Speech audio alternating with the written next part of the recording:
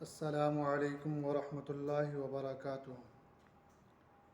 میرے محترم بزرگوں اور دوستوں، اللہ تعالیٰ نے زیتون کی قسم کھائی ہے۔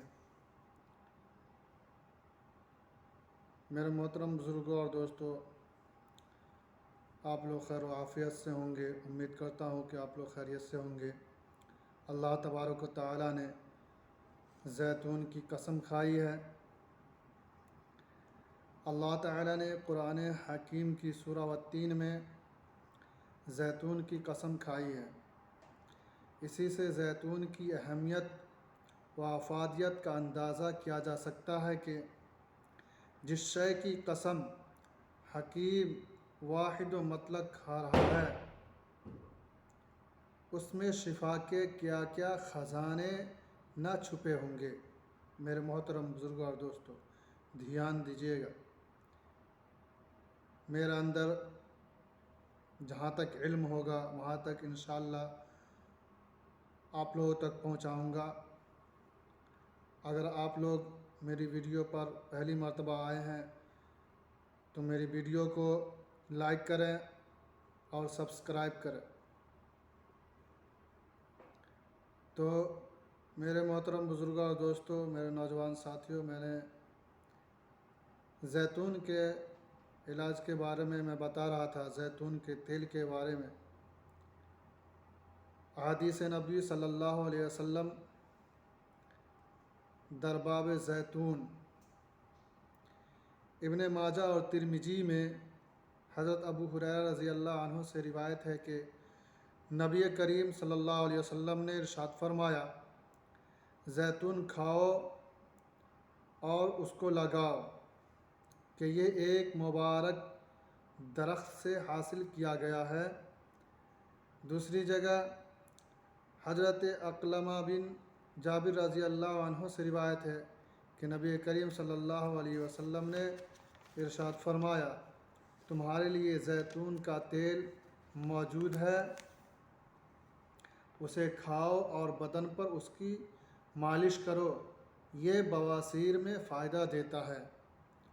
اور تیسری جگہ ابو نعیم رضی اللہ عنہ سے روایت ہے کہ حبیب رب کریم صلی اللہ علیہ وسلم نے فرمایا، زیتون کا تیل کھاؤ اور اسے لگاؤ، کیونکہ اس میں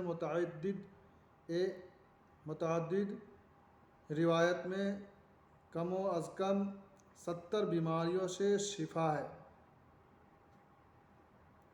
جن کی ایک جذام یعنی کوڑھ بھی ہے، جسے کوڑھ پن کہتے ہیں نا، وہ بھی ایک بیماری ہے، اسے ہم کوڑھ کہتے ہیں۔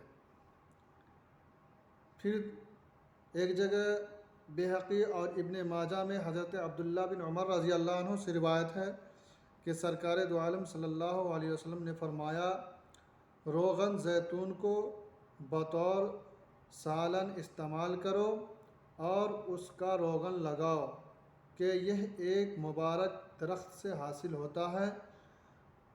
اور ایک جگہ حضرت انس بن مالک رضی اللہ عنہ سے روایت ہے، حضرت انس بن مالک رضی اللہ عنہ فرماتے ہیں، رسول خدا صلی اللہ علیہ وسلم اکثر اپنے سر میں زیتون کا تیل لگایا کرتے تھے اور لگاتے تھے، داڑھی مبارک میں بھی استعمال کرتے تھے، داڑھی مبارک میں بھی زیتون کا تیل لگاتے تھے۔ شانہ میں فرماتے ہیں، داڑھی مبارک میں شانہ میں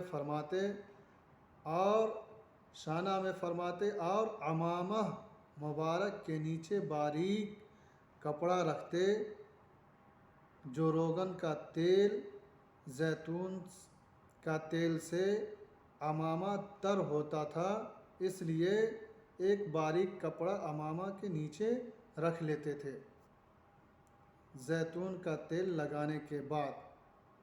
تو میرے محترم بزرگوں اور دوستوں، زیتون کے بہت سارے فائدہ ہیں۔ جن حضرات کے پاس زیتون کا تیل ہو وہ اسے استعمال میں لائیں، اسے سالن میں استعمال کر کے کھائیں بھی اور اس کا استعمال سر میں لگائیں، داڑھی میں لگائیں، شانہ میں لگائیں، اس سے بہت فائدے ہیں۔ جب تک کے لیے دیے آپ اپنے اجازت۔ السلام علیکم ورحمۃ اللہ وبرکاتہ۔